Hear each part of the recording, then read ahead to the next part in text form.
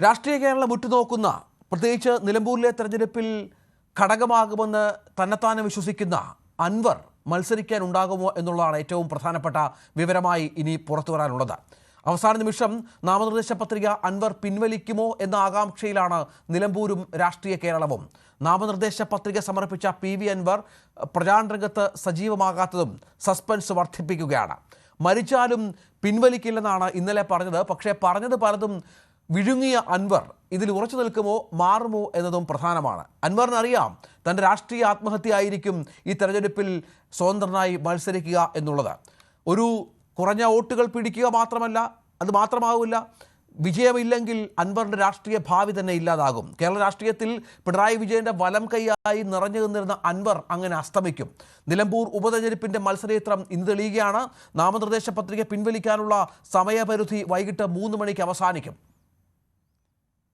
പിന്മാറണം എന്ന് പറഞ്ഞുകൊണ്ട് കാര്യങ്ങൾ സെറ്റിൽ ചെയ്യാന്ന് പറഞ്ഞുകൊണ്ട് അല്ല, പിന്മാറുമോ ഇല്ലെന്ന് എന്തടിസ്ഥാനത്തിലാണ് പറയുന്നത്?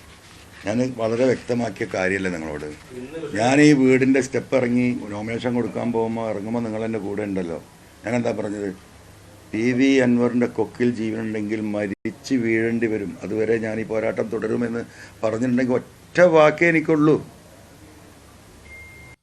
പോരാട്ടം തുടരുമെന്നാണ് അൻവർ പറഞ്ഞത്. മത്സരിക്കും, മരിച്ചു വീഴും വരെ മത്സരിക്കുമെന്ന് അൻവർ പറഞ്ഞിട്ടില്ല. പോരാട്ടം തുടരും എന്ന് അൻവർ സൂചിപ്പിക്കുന്ന വാക്കുകളാണ് കേട്ടത്. കഴിഞ്ഞ ദിവസമാണ് അൻവർ പറഞ്ഞത്. അനുമോദ് വിശദാംശങ്ങളുമായി ചേരുകയാണ്. അനുമോദ്, അൻവർ ഇന്ന് എവിടെയാണ്? എന്തെങ്കിലും തരത്തിൽ അൻവറുമായി ബന്ധപ്പെടാൻ സാധിക്കുന്നുണ്ടോ? മനസ്സ് തുറക്കുന്നുണ്ടോ? അൻവറുമായി അടുപ്പമുള്ള ആരെങ്കിലും ഈ വിഷയത്തിൽ പറയുന്നുണ്ടോ? കാരണം പ്രചരണരംഗത്ത് അൻവർ സജീവമല്ല. നോമിനേഷൻ കൊടുത്തു, പിന്മാറി, വാർത്താ സമ്മേളനം നടത്തുന്നു, മാധ്യമങ്ങളോട് ഓരോ ദിവസവും വെല്ലുവിളി നടത്തുന്നതിനപ്പുറത്ത് മത്സരിക്കാനുള്ള തീരുമാനത്തിൽ ഉറച്ചു നിൽക്കാനാകുമോ അൻവറിന് ഇപ്പോഴത്തെ രാഷ്ട്രീയ സാഹചര്യത്തിൽ? 9 വർഷക്കാലമില്ലായിരുന്നു ഏത് പ്രവർത്തനമാണ് നടത്തിയത്?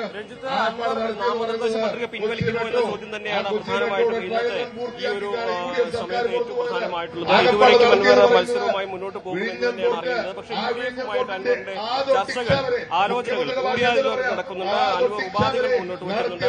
പക്ഷേ അതോടൊപ്പം UDF അനുകൂലമായിട്ട് ഇതുവരേക്കും പരിഹരിച്ചിട്ടില്ല എന്ന് തന്നെയാണ് അറിയാനാകുന്നത്. അതുകൊണ്ട് തന്നെ ഈ ചർച്ചകൾ പുരോഗമിക്കുന്ന സാഹചര്യത്തിൽ, അതായത് രഹസ്യമായിട്ടുള്ള ഈ കൂടിക്കാഴ്ചകൾ സാഹചര്യത്തിലാണ് അൻവർ ഒരു തരത്തിൽ പ്രചാരണത്തിന് ഇറങ്ങാത്തത്. അൻവർ ഇവിടെ അല്ലാതെ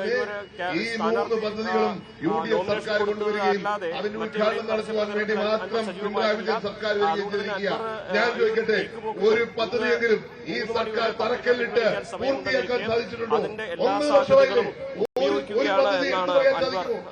അനുമോദം തുടരുക. അവിടെ ഞാൻ മനസ്സിലാക്കുന്നത് അവിടെ UDFന്റെ ഒരു പ്രചാരണ യോഗ സ്ഥലത്താണ് അനുമോദ് ഉള്ളത് എന്നാണ്. അൻവറിനെ തേടിയുള്ള യാത്ര, അൻവറുമായി ബന്ധപ്പെടാനുള്ള ഒരുപാട് ശ്രമങ്ങൾ അനുമോദിൻ്റെ ഭാഗത്ത് നിന്ന് രാവിലെ മുതൽ ഉണ്ടാകുന്നുണ്ട്. പക്ഷേ അൻവർ കാര്യമായി ഈ വിഷയത്തിൽ പ്രതികരിക്കുന്നില്ല. തെരഞ്ഞെടുപ്പ് പ്രചാരണ രംഗം സജീവമാണ്. അപ്പോഴും LDFന്റെയും UDFന്റെയും കൺവെൻഷനുകൾ നടക്കുന്നുണ്ട്. പ്രധാനപ്പെട്ട നേതാക്കളെല്ലാം ഏതാണ്ട് കേരളത്തിലെ ഏതാണ്ട് എല്ലാ നേതാക്കളും LDFന്റെയും UDFന്റെയും പ്രത്യേകിച്ച് CPMന്റെയും കോൺഗ്രസിൻ്റെയും ഒക്കെ നേതാക്കന്മാരെല്ലാം ഈ നിലമ്പൂരിലുണ്ട്. പ്രസ്റ്റീജ് പോരാട്ടമാണ്. ഇന്ന് ആകാംക്ഷയോടെ കാത്തിരിക്കുന്ന കാര്യം അൻവർ മത്സരിക്കുമോ അതോ നോമിനേഷൻ പിൻവലിക്കുമോ എന്നുള്ളതാണ്. അത് ഏതാനും നിമിഷങ്ങൾക്കകം അതുമായി ബന്ധപ്പെട്ട വിവരങ്ങളൊക്കെ ലഭ്യമാകുമെന്ന് കരുതാം. ഇന്ന് 3 മണി വരെ സമയമുണ്ട് എങ്കിൽ പോലും ഉച്ചയ്ക്ക് മുൻപ് തന്നെ ഒരുപക്ഷെ ഇക്കാര്യത്തിൽ അൻവർ മനസ്സ് തുറന്നേക്കാം. ചർച്ചകൾ പല വിധത്തിൽ പല മേഖലകളിൽ നടക്കുന്നുണ്ട്. അനുമോദ് കേൾക്കാമെന്ന് കരുതുന്നു. തുടരാം.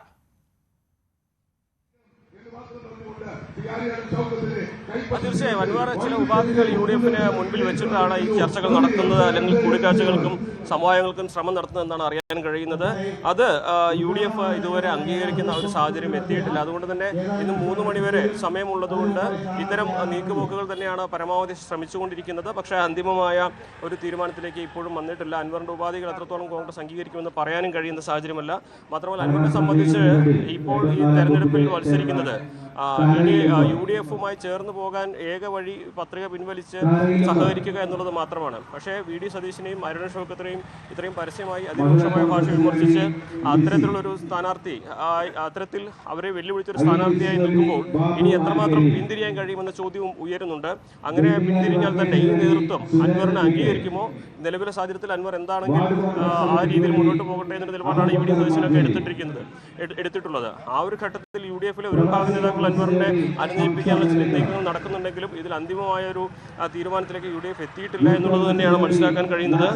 ഇക്കാര്യത്തിൽ ഇന്ന് 3 മണിവരെ സമയമുണ്ടെന്നിരിക്കെ എല്ലാ തരത്തിലുള്ള സമവായ ശ്രമങ്ങളും രഹസ്യമായി നേതാക്കൾ നടത്തുന്നുണ്ട്.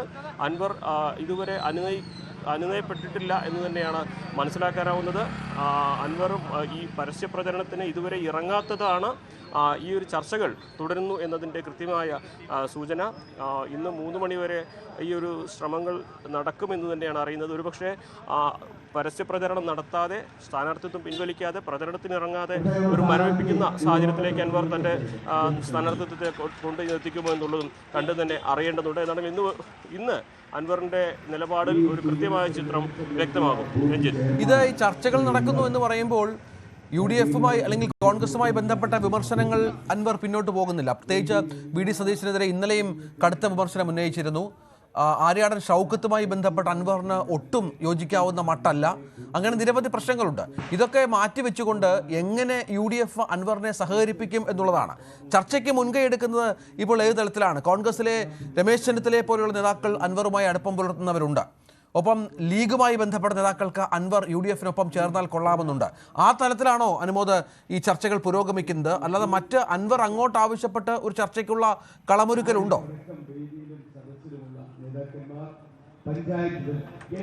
ലീഗിന് ഈ വിഷയത്തിൽ കൃത്യമായ നിലപാട് അൻവറിനോട് ചേർന്ന് നിന്ന് തന്നെ ലീഗ് വ്യക്തമാക്കിയിട്ടുള്ളതാണ്. അത് പലപ്പോഴും അൻവർ തന്നെ പറഞ്ഞിട്ടുണ്ട്. അപ്പോൾ PK കുഞ്ഞാലിക്കുട്ടിയെ പോലെയുള്ള നേതാക്കളും അതേപോലെ K സുധാകരനും രമേശ് ചെന്നിത്തലയെ പോലുള്ള മുതിർന്ന നേതാക്കളുമാണ് ഇക്കാര്യത്തിലൊക്കെ അൻവറിനോട് താല്പര്യം കാണിക്കുന്നത്. അൻവർ UDF-നൊപ്പം നിൽക്കണമെന്ന് തന്നെയാണ് അവരെല്ലാം തന്നെ ഒരേപോലെ പങ്കുവയ്ക്കുന്ന വികാരം. പക്ഷേ VD സതീശൻ ഇക്കാര്യത്തിൽ കടുത്ത നിലപാട് തന്നെയാണ് എടുത്തിരിക്കുന്നത്. അദ്ദേഹം ഒരു തരത്തിലും ഈ അൻവറുമായി കൂടി ചേർന്ന് പോകേണ്ട ആവശ്യം ഇപ്പോഴില്ല. കാരണം ഇത്രയും അധികം തനിക്കെതിരെ ആരോപണങ്ങൾ ഉന്നയിച്ച, തന്നെ അധിക്ഷേപിച്ച, മുന്നണിയുടെ സ്ഥാനാർത്ഥിയെ അധിക്ഷേപിച്ച അങ്ങനെ ഒരു സമവായ ചർച്ച കൊണ്ട് അൻവർ ഇനി ഒപ്പം കൂട്ടിയത് കൊണ്ട് UDF-ന് എന്ത് പ്രയോജനമെന്നാണ് UDF-ന്റെ ഭാഗത്ത് വരുന്ന ചോദ്യം. കാരണം UDF സ്ഥാനാർത്ഥി തോൽക്കുമെന്ന് പറഞ്ഞ ആളെ ഒപ്പം കൂട്ടിയിട്ട് എങ്ങനെ മത്സരത്തിൽ അയാളെ സഹകരിപ്പിച്ച് കൊണ്ടുപോകും?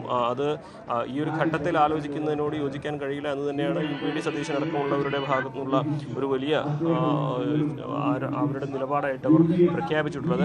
എന്നാണെങ്കിലും മുതിർന്ന നേതാക്കൾ തന്നെയാണ് ഈ സംഭാഷണങ്ങൾക്കെല്ലാം നേതൃത്വം കൊടുക്കുന്നത്. ഫോൺ വഴിയും നേരിട്ടും ഒക്കെ ഇത്തരം ചർച്ചകൾ നടക്കുന്നുണ്ട്. പക്ഷേ ഇത് അന്തിമ തീരുമാനത്തിലേക്ക് ഇതുവരെയും എത്തിയിട്ടില്ല. കാരണം രണ്ടും അൻവർ ആണെങ്കിലും UDF ആണെങ്കിലും അവർ മുന്നോട്ട് വയ്ക്കുന്ന ചില ആവശ്യങ്ങളോട് അംഗീകരിക്കാൻ കഴിയുന്ന തരത്തിലല്ല അൻവറിൻ്റെ നിലപാട് ഇതുവരേക്കും എന്നാണ് അറിയാനാകുന്നത്. അതാണ് സാഹചര്യം. ഏതായാലും അൻവർ ഇതുവരെ മനസ്സ് തുറന്നിട്ടില്ല എന്നുള്ളതാണ് ഇതിൻ്റെ പ്രധാന ഒരു ഹൈലൈറ്റ് എന്ന് പറയുന്നത്. ഏതായാലും അൻവർ കഴിഞ്ഞ ദിവസം സംസാരിച്ചപ്പോൾ അത് വളരെ പ്രധാനപ്പെട്ട കാര്യം പറഞ്ഞത് മരിക്കുന്നത് വരെ പോരാട്ടം തുടരും എന്ന് തന്നെയാണ്. അതിപ്പോൾ ആരോടാണ് ആ പോരാട്ടം എന്നുള്ളതൊക്കെയാണ് ഇനി കാത്തിരുന്ന് കാണേണ്ടത്.